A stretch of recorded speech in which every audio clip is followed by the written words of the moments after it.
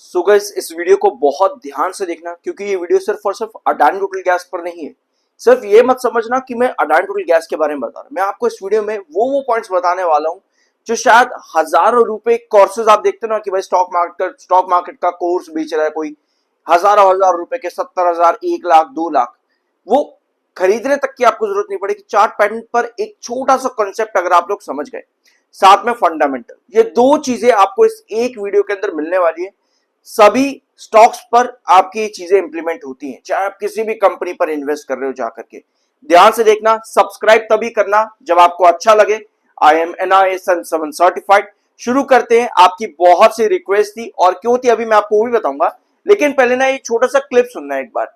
ये वीडियो है 2026 जनवरी का फर्स्ट वीक, 2026 जनवरी का फर्स्ट वीक। उस समय अडानी टोटल गैस 530 रुपए पर काम कर रहा था, आपको यहां पर नजर आ रहा होगा 530 रुपए पर। अब इस क्लिप को ध्यान से सुनो।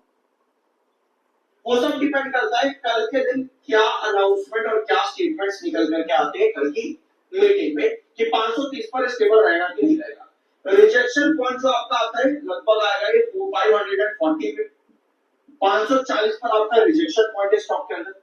और अगर कुछ भी पॉजिटिव यहाँ पर नहीं मिलता तो स्टॉक का गिर जाकर फर्दर और अराउंड 480 480 पर आपका नेक्स्ट डिक्लाइन आ रहा है। अब इस चार्ट को अगर आप गौर से स्टॉक ने क्या दिया, बीट मोटी रैली देकर के स्टॉक, ठीक है। तो अभी आपने इस वीडियो के अंदर सुना, ये 1 जनवरी 2026 का क्लिप था। 530 का आपका बेसलाइन है, कुछ पॉजिटिव नहीं आता है तो आप गिर जाते हो 480 पर। जब आप 530 पर थे तब मैंने आप लोगों के साथ ये वीडियो अपलोड किया। और क्यों मैं आपको ये चीज दिखा रहा हूं, क्योंकि इस समय आपके पास जो प्राइस है कंसोलिडेशन के अंदर अगर आप देखोगे तो 480 आप लोग यहां पर ड्रॉप करें जब 540 का रिजेक्शन बना। देख सकते हो यहां पे फर्स्ट वीक ऑफ जनवरी इस रेंज पर आप 530 के आसपास कंसोलिडेट कर रहे थे। 540 का आपका रिजेक्शन हमने डिस्कस किया तो वहां पर आप आए और रिजेक्शन फेस करते ही आप ड्रॉप कर गए। कहां पर? 580 पर। 580 पिछले हफ्ते 4 सेशन लगातार आपका टिकने की कोशिश करी, लेकिन आपके बेसिस वहां से भी गिर गए। आप 480 से डिप करके इस समय 470, कोई बड़ा डिफरेंस नहीं है। तो जो चीज हमने जनवरी फर्स्ट वीक में डिस्कस करी, आप वहां से डिप करके 470 पर इस समय आ चुके हो।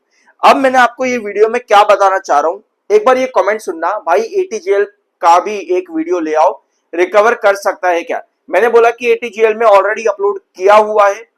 इनका कहना है भाई वो पुराना वीडियो, अभी करंट प्राइस 465 है, ऐसे भी इससे भी नीचे आ सकता है। भाई पुराना वीडियो, सीरियसली मेरी कोशिश रहती है कि कंपनी के बारे में आपको पूरी डिटेल दी जाए।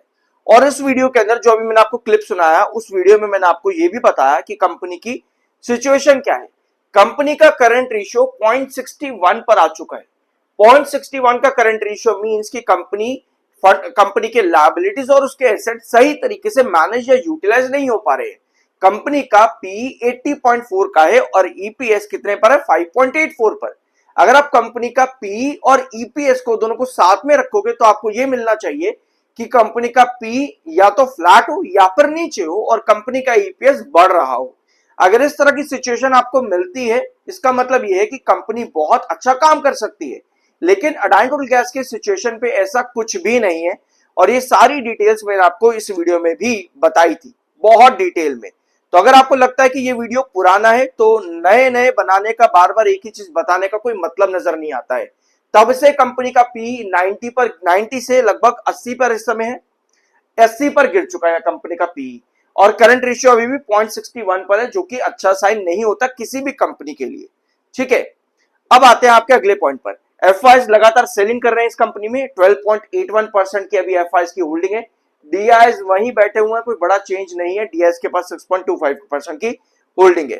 कंपनी के रिजल्ट्स कैसे आ रहे हैं, इस वीडियो के अंदर मैंने आपको यह भी बताया था कि कंपनी के मैनेजमेंट की तरफ से स्टेटमेंट था, सीएफओ का स्टेटमेंट था शायद से आज से लगभग 1.5 साल पहले के आसपास, कि हम कंपनी के सेल्स को बढ़ाएंगे। ऑल्दो कंपनी के सेल्स इंप्रूव जरूर हुए हैं पिछले 2 क्वार्टर में, स्पेशली 1400 और 1500 करोड़ की कंपनी सेल्स पर आई है, लेकिन ग्रोथ परसेंटेज कंपनी का बहुत अनसर्टेन रहा है। ऐसा नहीं है कि कंपनी एक बढ़िया डेवलपिंग ग्रोथ पर है, 20%, फिर 19 और फिर 16%। मतलब कंपनी का ग्रोथ जो है वो अनस्टेबल है। तो ये अनस्टेबल ग्रोथ कंपनी का अच्छा नहीं होता किसी भी।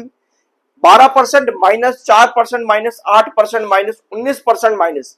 सिर्फ लास्ट क्वार्टर ही था कंपनी का जहां पर प्रॉफिट ग्रोथ परसेंटेज कंपनी ने दिया है पॉजिटिव के अंदर। उसके अलावा पिछले सभी क्वार्टर कंपनी के वीक रहे थे। 64,000 इस समय बाहर है, 74,000 सेलर है। टेक्निकली आरएसआई बुलिश है, 23.4 का आरएसआई, 34.2 का आपका एमएफआई है। अब मैं आपको बताता हूं कि गिरावट कैसे आती है। अभी आपने देखा कि कंपनी की रेशियो यानी कि फंडामेंटल हेल्थ अच्छी नहीं नजर आ रही है। फंडामेंटल हेल्थ अच्छी नहीं है, इसका मतलब यह है कि कंपनी कहीं ना कहीं ओवर वैल्यूड है। अगर कोई कंपनी ओवर वैल्यूड है जहां पर आपको लगातार फॉल नजर आता है, अब आप कहोगे, किसी का कमेंट आ सकता है कि भाई ये ना यूएस ईरान की वॉर हो रही है ना, इसी वजह से गिरा हुआ है, वरना नहीं गिरता। तो भैया यूएस ईरान की वॉर तो पिछले कुछ एक महीने अभी नहीं हुआ, अभी स्टार्ट हुए तो, लेकिन ये स्टॉक पिछले 1 साल से 2 साल से लगातार गिर रहा है। ठीक है, 2 साल से लगातार गिर ही रहा है, तो उनको अभी 1 महीना भी ठीक से नहीं हुआ है। तो ये बोलने से पहले एक बार थोड़ा सा सोच लेना, ठीक है, कि जो इस वीडियो में मैंने पॉइंट्स आपको बताया कि वो सही है या फिर नहीं। अब बढ़ते आगे। मैंने आपको 480 इसलिए दिया था आज से लगभग 1.25 महीने पहले की वीडियो के अंदर, क्योंकि 480 पर आपका पहले एक बार कंसोलिडेशन चला हुआ है। इस रेंज पर आकर के बेस लेगा और यही चीज आपको देखने को भी मिली। 4 सेशन टिका, उसके बाद 470 पर काम कर रहा है। ठीक है, इस रेंज के अंदर अंदर। अब यहां पर आपका जो रिजेक्शन बनता है वो है अराउंड 500 के पास में, 500 के पास आपका ये बना हुआ है रिजेक्शन, क्योंकि 500 आपका पुराना बेस रहा था। इस वजह से जब आप ऊपर भी बढ़ते हो यहां पर अगर, तो 500 आपका रिजेक्शन हो जाएगा। और अगर 480 आपका फर्दर टूटता है, जैसा अभी फिलहाल 470 पर काम कर रहा है, इसका मतलब यह है कि आपकी ये गिरावट और ज्यादा बन सकती है और नेक्स्ट बेस लाइन जो आपकी निकल करके आती है वो है अराउंड 400 पे। 400 और 480 के बीच में क्या कोई बेस नहीं है? बिल्कुल नहीं है, नहीं है 400 और 480 के बीच में कोई भी आपकी इंपॉर्टेंट बेस लाइन। यानी कि अगर फॉल आपका आता है तो उसमें कंसोलिडेशन या टिकने की सस्टेनेबिलिटी के चांसेस बहुत कम हो जाते हैं। अभी इस समय 480 के बेस लाइन के नीचे थोड़ा सा काम कर रहा है, 500 का आपका रिजेक्शन। अगर यहां से और गिरावट आती है तो नेक्स्ट बेस लाइन आपकी 400 की बनेगी।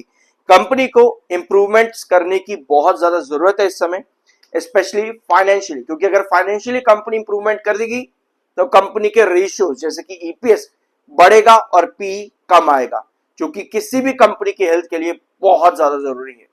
आई होप कि वीडियो में आपको कुछ जानने को मिला, तो एक प्यारा सा सब्सक्राइब जरूर करना। मिलता अगले वीडियो में।